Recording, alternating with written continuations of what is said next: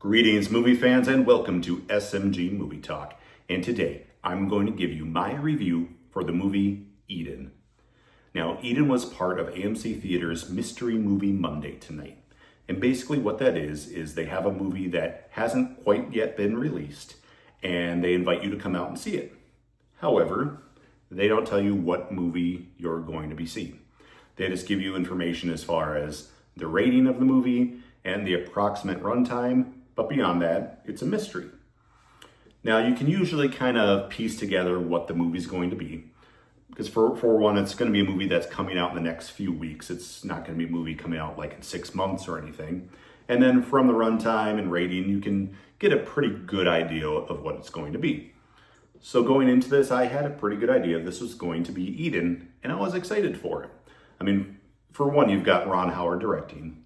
Then you've got a great cast. You've got Ana de Armas, you've got Jude Law, Vanessa Kirby, Daniel Bruhl, and Sydney Sweeney. So great cast, great director. It's got to be great, right? And the movie was fine. It was fine. Wasn't great, but it had some stuff going for it. But let's get into it. So, for one, this story of this movie came to be from Ron Howard taking a trip with his family to the Galapagos Islands. And while he was there, they visited like a little museum on an island, and it told this story. So this is a true story. Now, I haven't dug into it to know how true it is, where liberties were taken or anything like that. But in general, this is based on a true story. And it's basically a story of a few different groups of people who settle on an island in the Galapagos. And each set of people, they've got different ideas for what they want to do with the island.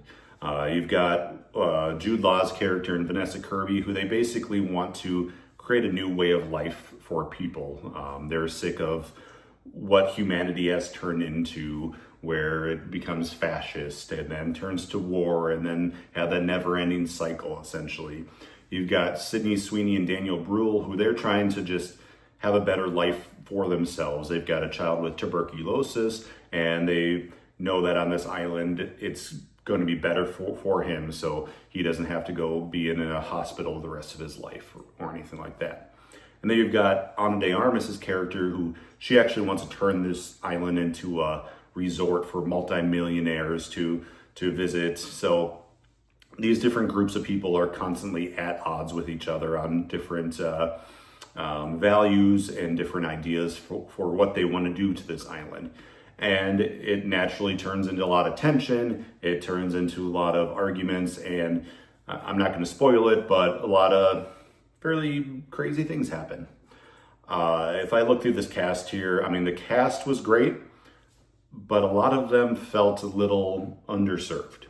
Now, the standout was Ana de Armas. She was incredible in this movie. This may be one of her best acting performances to date. She was incredible in this movie.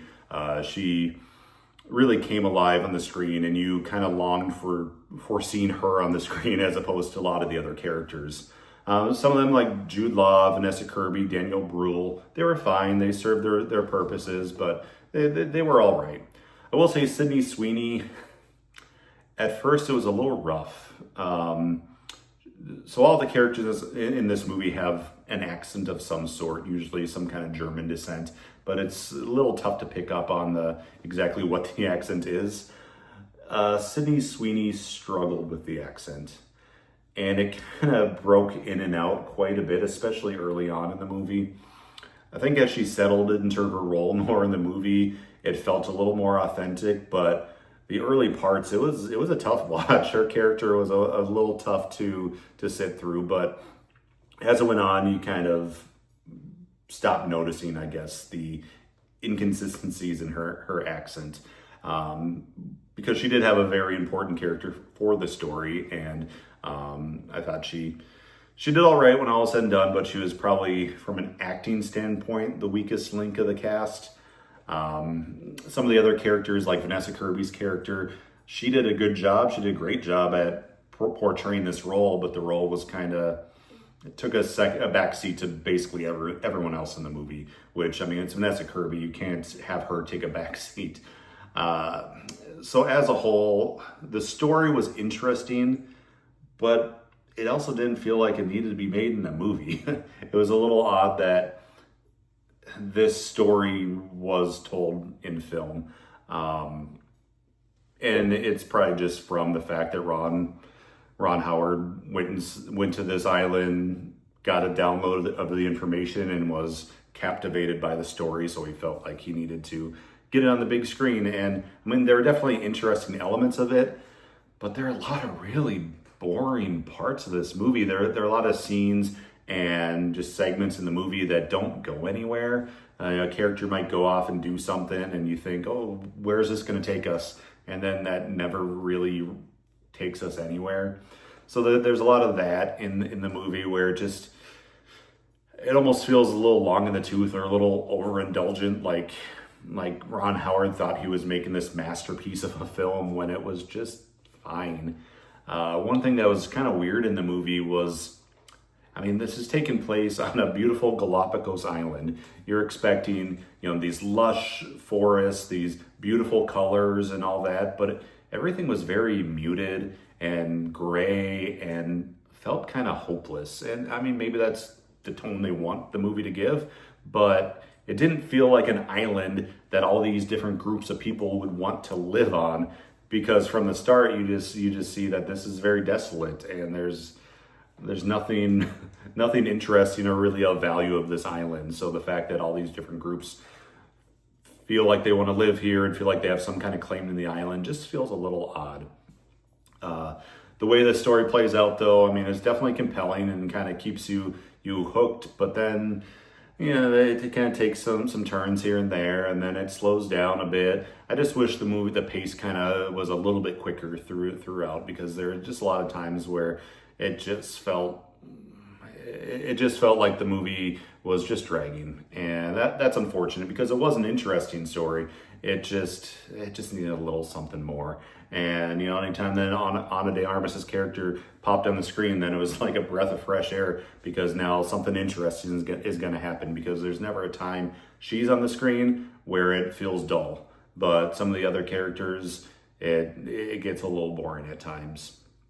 So this isn't a movie you need to rush out and see.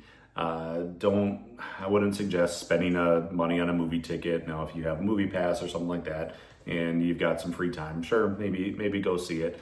Otherwise, just wait for streaming. I mean, there's nothing about this movie that is like a must-see film, and it's not one that people are going to be talking about or discussing at work or anything like that. It's fine. I would probably give it a 5.3 out of 10. Passable, I guess, but it could have been a lot better. Definitely wish it was better than it was. Anyways, thanks for watching my video. I appreciate you all being part of this channel. If you haven't had the chance to already, please subscribe to the channel, like this video, and leave a comment. Did you see Eden? Are you interested in seeing Eden? Are there any other upcoming movies in the next few weeks you want to see, or you want to see a review from? Please leave that in the comments below. Thanks again for coming out, and until next time, be kind to one another.